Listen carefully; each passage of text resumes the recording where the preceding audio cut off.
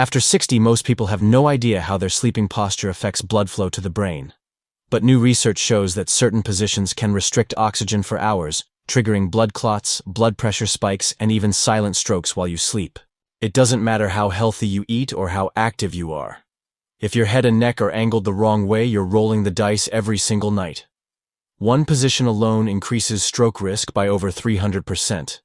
And here's the part that really worries me: over 80% of adults over 60 sleep this way, without even realizing it. In this video, I'll walk you through the 5 worst sleeping positions for brain health, counting down to the most dangerous of all. I'll explain what they do to your arteries, your oxygen levels, and your heart.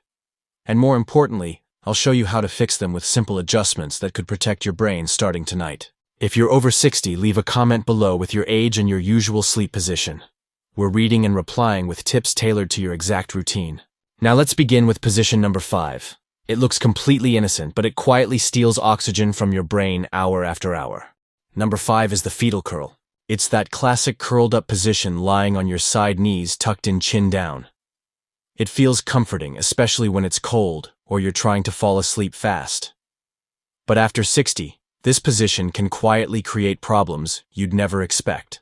When you curl up too tightly, your neck bends forward, your chest compresses, and blood flow through your arteries gets restricted, especially to the brain. Over time, this can lead to poor oxygen circulation and spikes in blood pressure, especially during deep sleep, when the body should be resting. I once met Diane, a 68-year-old retired teacher. She was active, ate well, and did crossword puzzles every morning. But she often woke up feeling groggy and lightheaded even after a full night's sleep. She thought it was just getting older. But after reviewing her sleep habits, we found she was curling up too tightly every night, head bent forward, knees drawn high. We made a few small changes. She started using a pillow between her knees to keep her hips in line, and switched to a softer neck pillow that supported her without pushing her head down. Within 2 weeks, Diane said she felt clearer in the mornings. No more fog, no more heavy head. So if you're a side sleeper, just make sure your chin isn't tucked too far down and your knees aren't pulled too tightly. Your sleep can still feel cozy without putting your brain at risk. And speaking of risk, there's something else many people over 70 don't realize: some common health checkups can actually do more harm than good. In our next video, we'll break down which tests to think twice about and how to avoid overtreatment that can leave you more anxious than healthy. Be sure to watch that one next. It might just change the way you approach your health this year. But first, let's get back to today's video. Let's take a look. Number 4 is the freefall position, sleeping on your stomach with your head turned to the side. Now, a lot of people find this position relaxing. It can feel like you're hugging the pillow face down, arms tucked under or around it. But here's the problem: your neck isn't built to twist that far, for that long. And when it stays in that twisted position for 6 or 7 hours night after night, it puts real strain on the arteries that feed your brain. Sleeping on your stomach forces your head to one side, which compresses the carotid artery, one of the main highways delivering blood and oxygen to your brain. It's like bending a garden hose and expecting water to flow through normally. Over time, this can trigger reduced circulation, blood clots, and in some cases even temporary vision loss. I remember Jack. He was 71, a former pilot who still liked to sleep face down, arms under the pillow.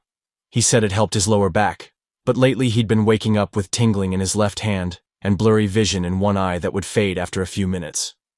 At first he thought it was just sleeping funny, but a scan showed signs of reduced blood flow in the arteries near his neck, likely from years of neck twisting in that position.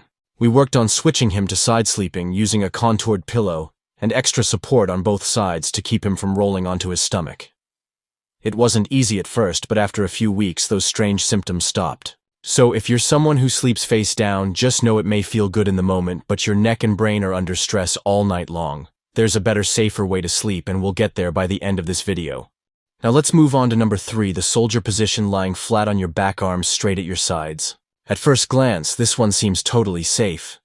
It looks neat, aligned, and even recommended by some for posture. But when you're over 60, this position can quietly create problems most people never think about. When you lie flat on your back without proper head and neck support, the weight of your skull presses down on the arteries that run through your spine, especially the vertebral arteries that send blood to the back of your brain. Over time, this pressure reduces circulation to areas that control balance, breathing, and even heart rate. I once worked with Alan, 65, a retired engineer. He'd been sleeping in the soldier position for decades. He liked the simplicity of it. No pillows under his knees, no tossing or turning. But lately, he'd been waking up dizzy sometimes, even feeling like the room was spinning. He'd already cut caffeine, checked his blood pressure, but nothing changed until we looked at how he was sleeping. We adjusted his pillow to better support the curve of his neck and added a small pillow under his knees to reduce strain on his lower back. Within 2 weeks, the dizziness eased up and he felt more steady in the mornings. So here's the takeaway: lying flat might feel structured, but if your neck isn't supported just right, you're putting pressure on the blood supply to your brain. And over time that adds up, especially as arteries stiffen with age. If you sleep like this, try using a neck support pillow that keeps your head aligned and consider elevating your knees just a bit. Small changes, big difference.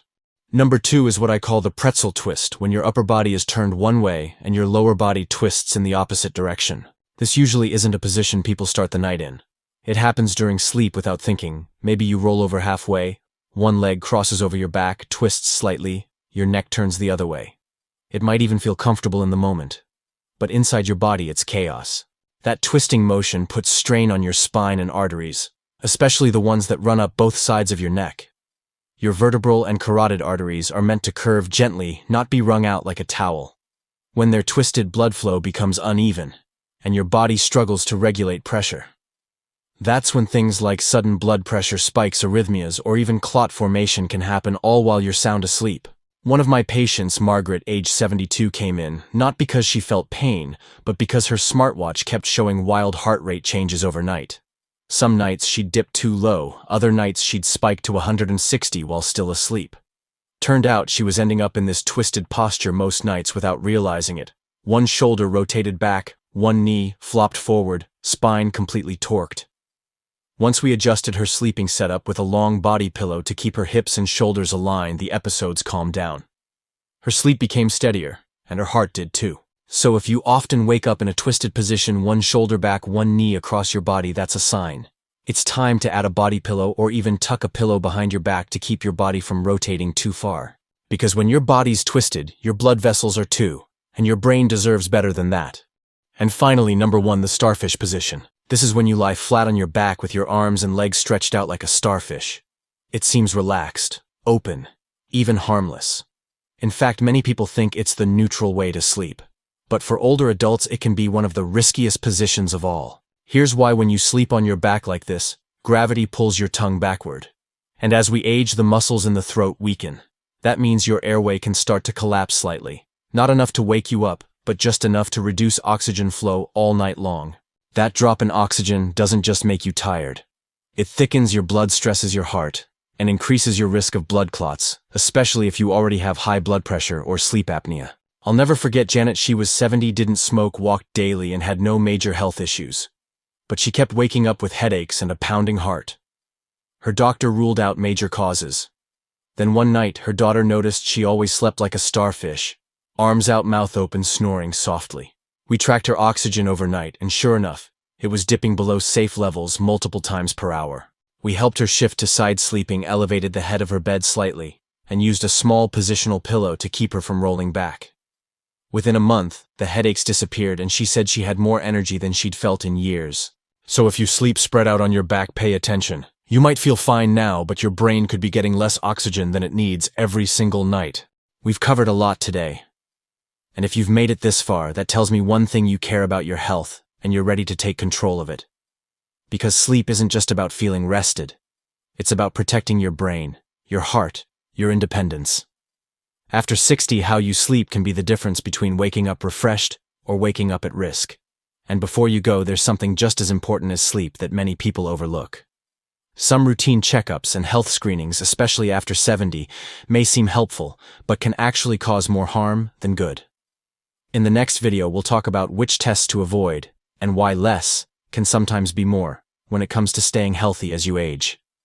Make sure to subscribe and turn on the bell so you don't miss it. I'll be right here walking this journey with you.